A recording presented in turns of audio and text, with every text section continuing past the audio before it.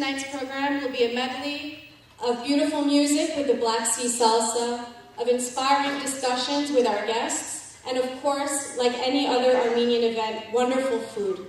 So we hope you'll enjoy tonight's event. I think if we've learned anything in the centuries since the Armenian genocide and far later the independence of Armenia and the liberation of Artsakh, it is that Armenian issues do not exist in a bubble. We live interconnected lives with other people. Amberin Zaman exemplifies this interconnectedness.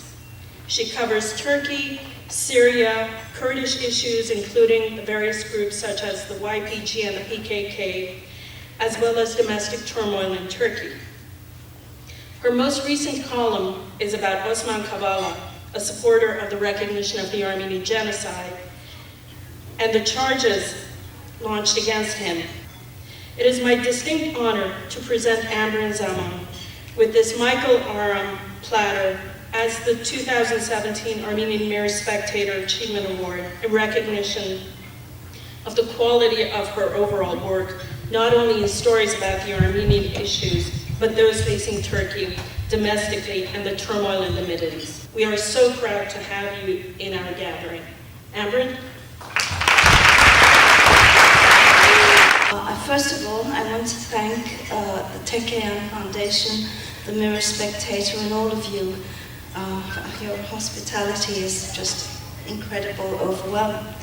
I've never been awarded a prize. This is the first time, and I can't imagine anything better than for it to be coming from you.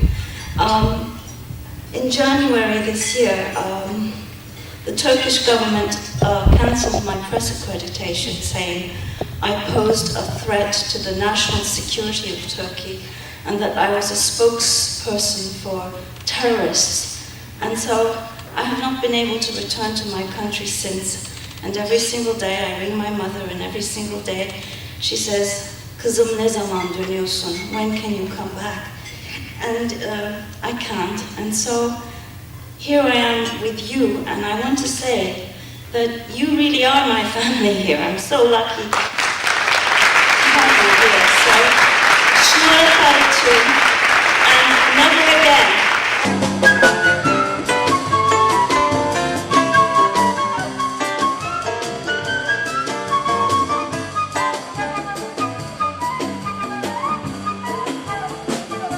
David Barsamian.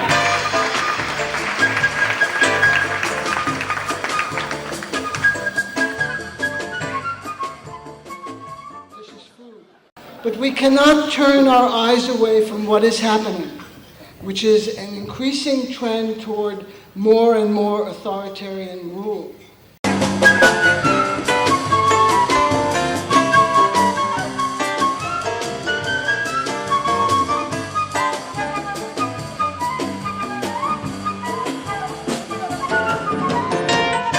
Driving down Massachusetts Avenue, which is, as you may know, Embassy Row in Washington, D.C., and they were approaching the British Embassy, which is this gorgeous and enormous 1930s building.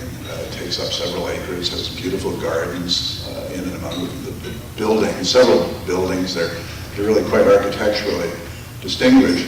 And as they were driving past, my father pointed to them and said, "That's the Armenian embassy." And my grandmother was, of course, delighted to see this, and had no idea that the Armenians had such an impressive legation in the American capital. The nice thing about that story for me is that in my travels in that part of the world, it somewhat, rather as when I stood next to the Berlin Wall, I never dreamed that I would live to see the day that either the wall would fall or that Armenia would actually cease to be a Soviet republic and would become once again an independent country. And it's now been one for a quarter of a century. Just as I never imagined that you could actually drive down an avenue in Washington and literally point to a Beaux-Arts building and say, "That's the Armenian embassy," and now you actually can. He has served for 37 years as an executive and an administrator of the Alex and Marie Manoogian Foundation. He was also elected member of the Writers' Union in Armenia. In 1988, Yerevan State University awarded him an honorary doctorate degree in the humanities. He is a member of the Academy of Sciences, the Writers' Union, and the Journalists' Union in Armenia. He serves as an advisor to the Minister of Culture in Armenia, and in 2016 he was appointed as a member of the Michigan Council for Genocide and Holocaust Education by Rick Snyder, Governor of Michigan. It is my pleasure to welcome Mr. Edmund Azadeh to the podium.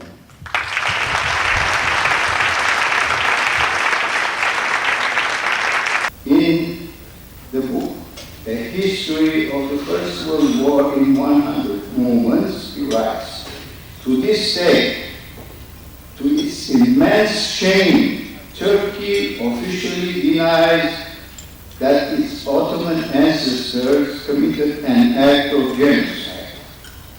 He also fights denialism. As he writes, Armenians were abandoned. They never received the status of nation state, which 1919 Treaty of Versailles was to have awarded.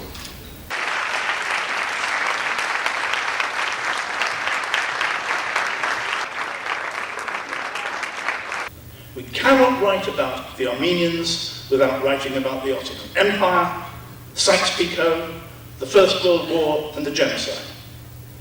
That's why we need our Armenian researchers and friends like Aram Arkun, Misa Karachian, and of course I add the Tekeyan Cultural Association and the Armenian Mirror Spectator who brought us here.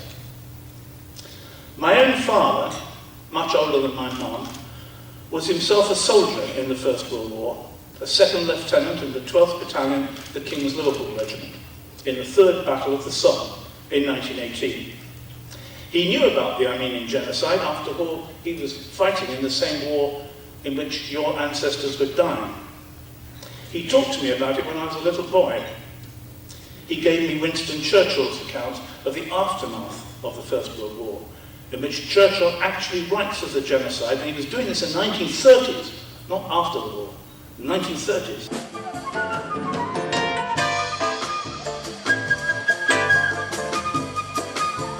Presented to benefactors Harry and Philip Barsamian in recognition and appreciation for hosting the 85th anniversary celebrations, the Armenian Mirror Spectator.